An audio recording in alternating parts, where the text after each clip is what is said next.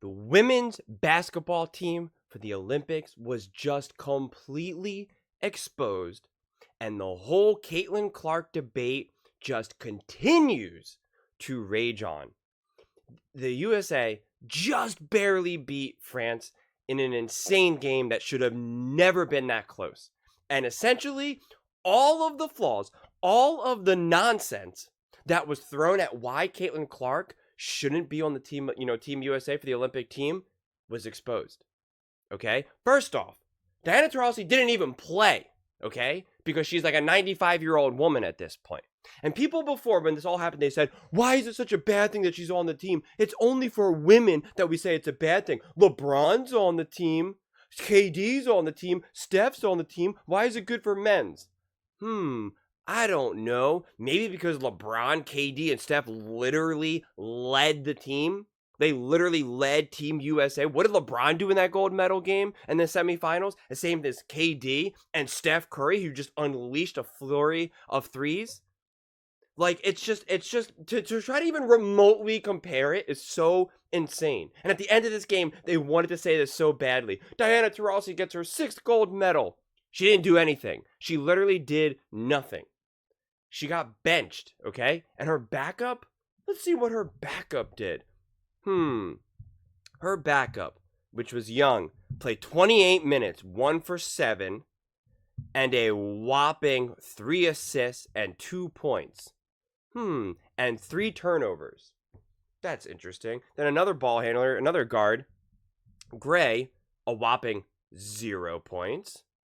And, well, okay, she had 4 assists. That's pretty good, I guess. And also 3 turnovers. And that's what's so funny, because they always want to highlight Caitlyn Clark's turnovers. Look at this. The starting 5. 2 turnovers, 2 turnovers, 3 turnovers, 3 turnovers, 3 turnovers. And then off the bench, Thomas, 3 turnovers.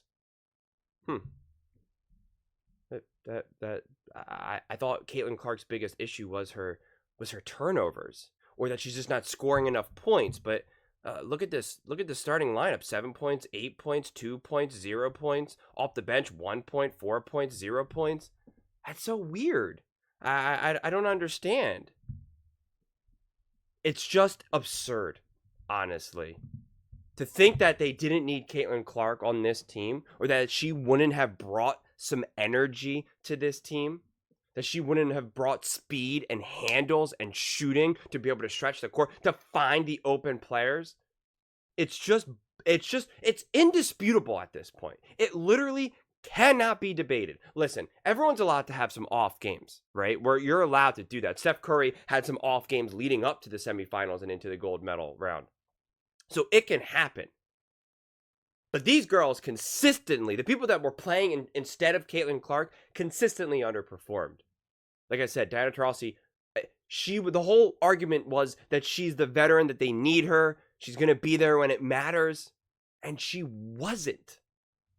And again, compare that to men's basketball, where they brought the youth.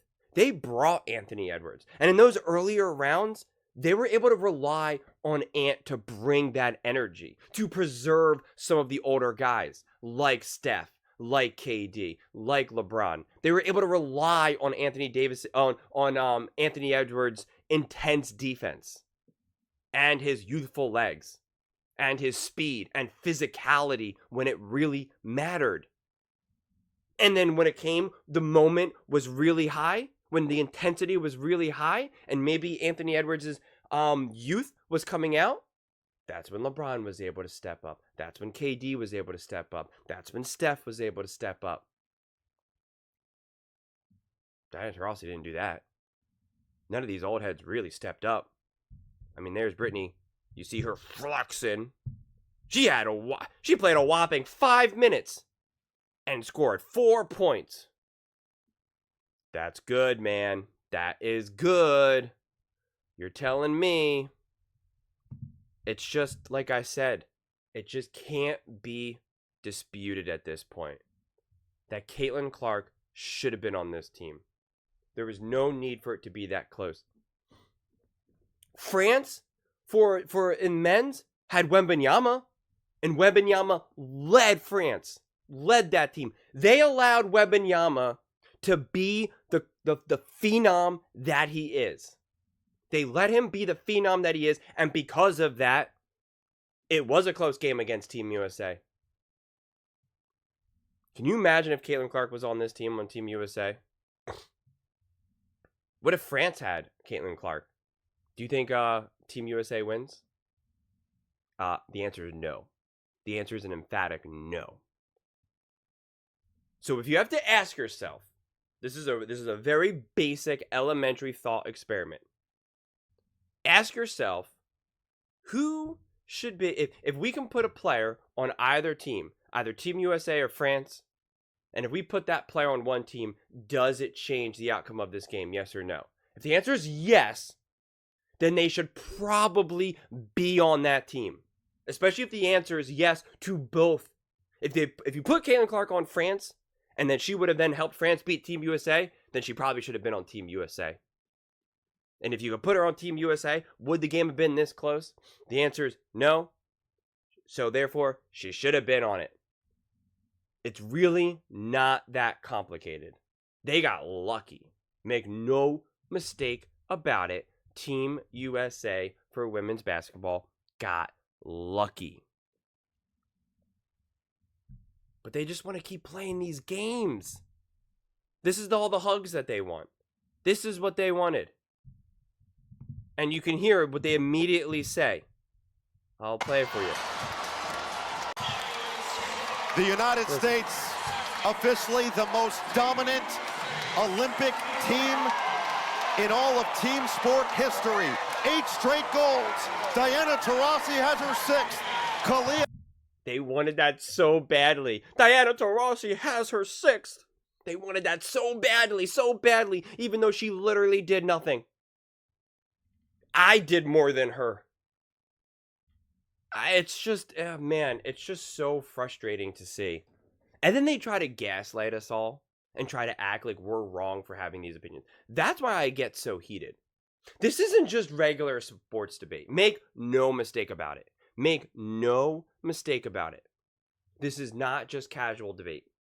If it was, then we could argue and it could be a little bit more of a grounded debate. I mean, I do that all the time, especially with football and men's basketball on my other channel, on JWL Sports. But the thing is with this argument is that they want to make you feel like you are fundamentally wrong and fundamentally a bad person for having the views and beliefs that you have as to why Caitlyn Clark should have been on that team, or why you should question why is Diana Taurasi on that team. They want to make you sound like you're crazy, like you're misogynistic, racist, prejudiced in some way. That is the issue that I have with this whole entire conversation. That they want to make you feel like you're doing something wrong for viewing the situation accurately and actually living in reality. By definition, that is gaslighting. And it is abuse. It's literal abuse. It's harmful. It's meant to make you feel like you're crazy.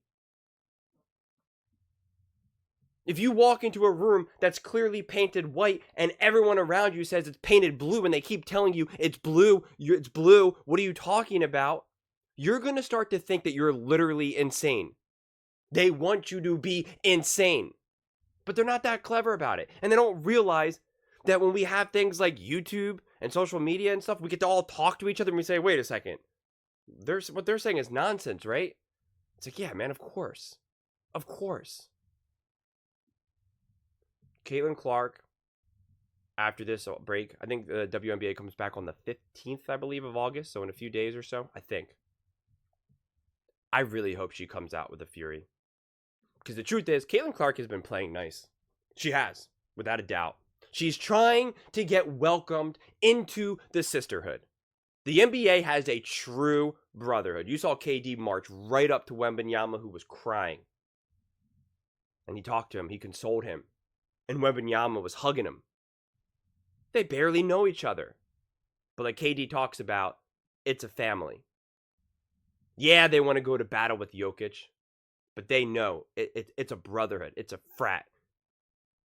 And as he said, and y'all not part of it. Caitlyn Clark is trying to get into that sisterhood, no matter what. And I get it. I do. We all want to be accepted by our peers. We all do. I don't care. Anyone that says they don't need it, we all want to be accepted. But I just watched the documentary, The Redeem Team. And you know who achieved arguably the highest level of success in the last 20 plus years, more than any other player?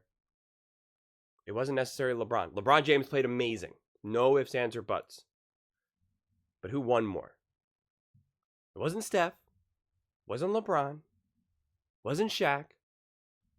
It was Kobe Bryant. And Kobe Bryant was ruthless. They talked about it. He wasn't looking for friends. They said he doesn't have a single close friend in the NBA.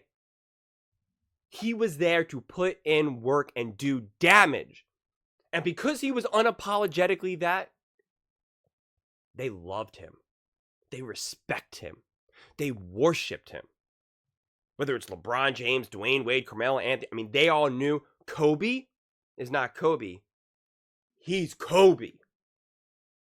That's who Caitlyn Clark can be. She has to unapologetically be herself.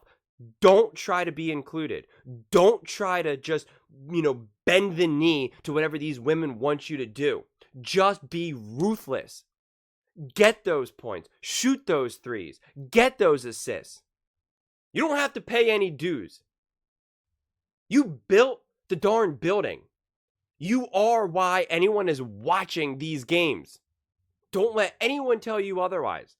Just play your game. It's not about helping these other women. Kobe Bryant didn't play to help other men.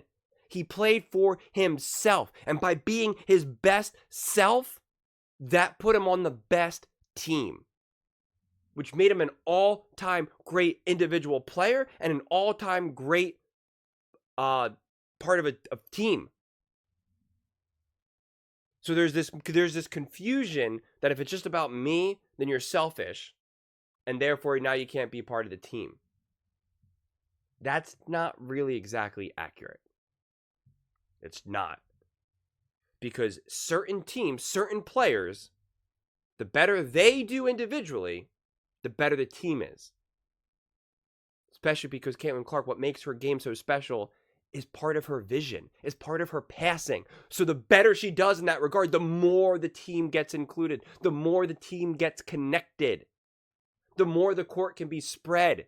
She'll get better, more open looks. Other women will get other better open looks.